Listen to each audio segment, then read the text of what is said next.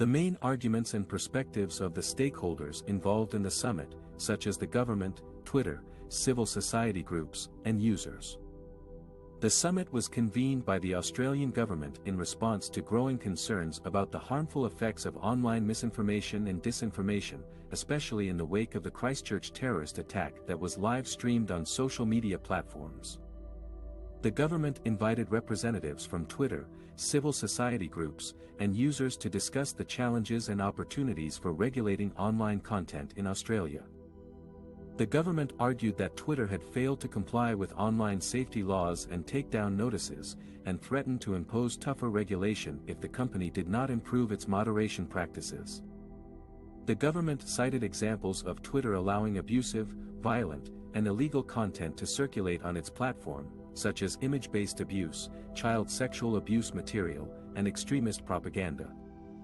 The government also expressed frustration over the lack of communication and cooperation from Twitter after the company axed its Australian presence following Elon Musk's takeover. Twitter defended its position by stating that it was committed to protecting free speech and the universality of the Internet, and that it had taken steps to address online misinformation and disinformation through its voluntary code of conduct developed by the Digital Industry Group Inc., DG, an industry association whose members include Google, Apple, Meta, TikTok, and Twitter. Twitter claimed that it had implemented various measures to flag, remove, or reduce the visibility of harmful content, such as labels, warnings, fact checks, and algorithmic adjustments. Twitter also argued that it was not responsible for the content posted by its users, and that it could not monitor or control everything that happened on its platform. Civil society groups advocated for a balanced approach that would protect both online safety and human rights.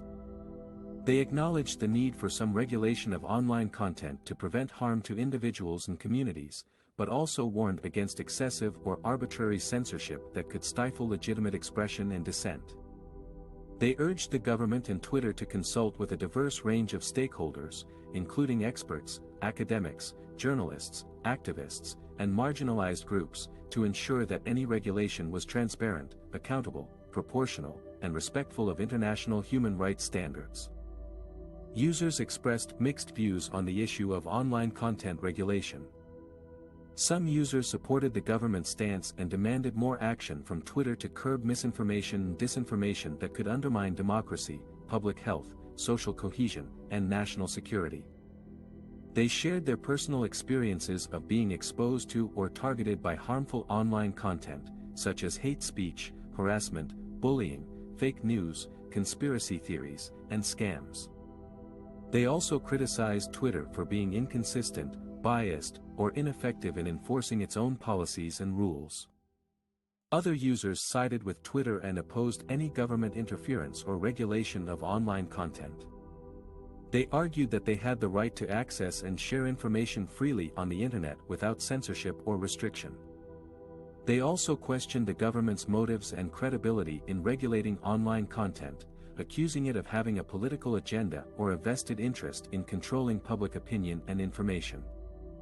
They also challenged the government's ability and authority to regulate a global platform like Twitter that operated across different jurisdictions and cultures.